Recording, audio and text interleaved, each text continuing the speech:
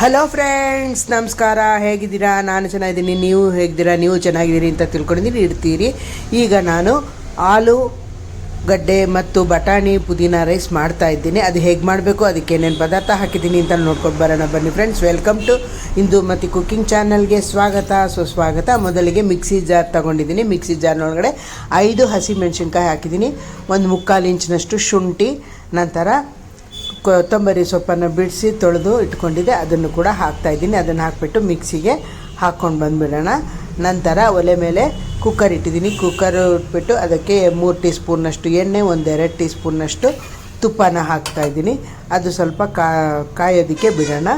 ಅಷ್ಟರೊಳಗೆ ಈ ಚಕ್ಕೆ ಪೀಸು, 1 ದೊಡ್ಡದಾದ ಚಕ್ಕೆ ಪೀಸು, 2 ಲವಂಗ, 1 ಮರಾಠಿ ಮೊಗ್ಗು, ಅನಾರಸುವ ಅರ್ಧ ಹಾಕಿದ್ದೀನಿ, ಪಲಾವ್ ಎಲೆ ಒಂದು ಸ್ವಲ್ಪ ಹಾಕಿದ್ದೀನಿ.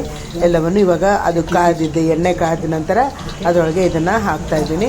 ಹಾಕಿಬಿಟ್ಟು ಒಂದು ಸ್ವಲ್ಪ ಫ್ರೈ ಮಾಡ್ಕೊಂಬಿಡೋಣ. 1-2 ನಿಮಿಷ ಫ್ರೈ ಮಾಡ್ಕೊಂಬಿಡೋಣ.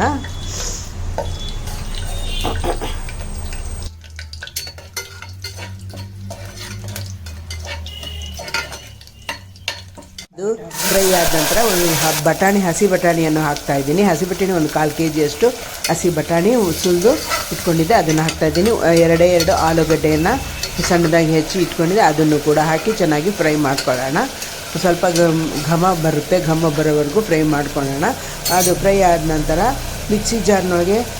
ಮಿಕ್ಸಿಗೆ ಹಾಕಿರುವಂತಹ ಖಾರನ ಮಸಾಲೆಯನ್ನು ಹಾಕ್ತಾಯಿದ್ದೀನಿ.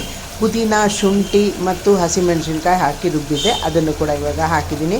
ಅದು ಹಾಕಿದ್ದಾದಮೇಲೆ ಚೆನ್ನಾಗಿ ಹಸಿ ವಾಸನೆ ಹೋಗೋವರೆಗೂ ಘಮ್ ಅಂತ ವಾಸನೆ ಬರುತ್ತೆ, ಅಲ್ಲಿವರೆಗೂ ಚೆನ್ನಾಗಿ ಫ್ರೈ ಮಾಡ್ಕೊಳ್ಳೋಣ.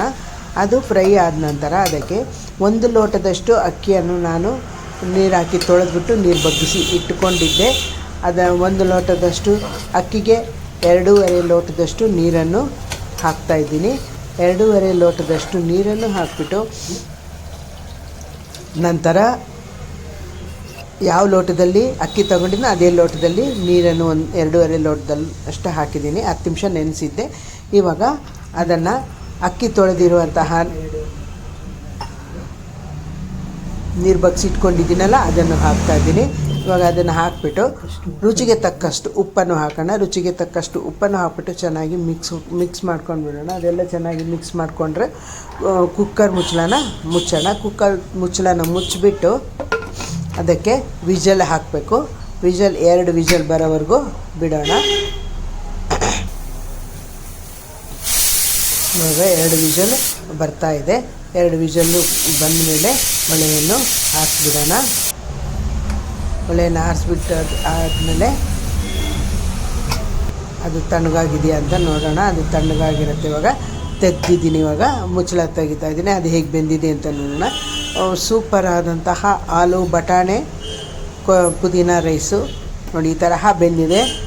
ತುಂಬಾ ಚೆನ್ನಾಗಿದೆ. ವಾಸನೆ ಮಾತ್ರ ತುಂಬಾ ಘಮ ಘಮ ಅಂತ ವಾಸನೆ ಬರ್ತಾಯಿದೆ. ನೀವು ಒಮ್ಮೆ ಮಾಡಿ ಇದನ್ನು ಹೇಗಿದೆ ಅಂತ ಹೇಳಿ. ತುಂಬಾ ರುಚಿಯಾಗಿದೆ. ತಿನ್ನೋದಕ್ಕೂ ಕೂಡ ಅಷ್ಟೇ ರುಚಿಯಾಗಿತ್ತು.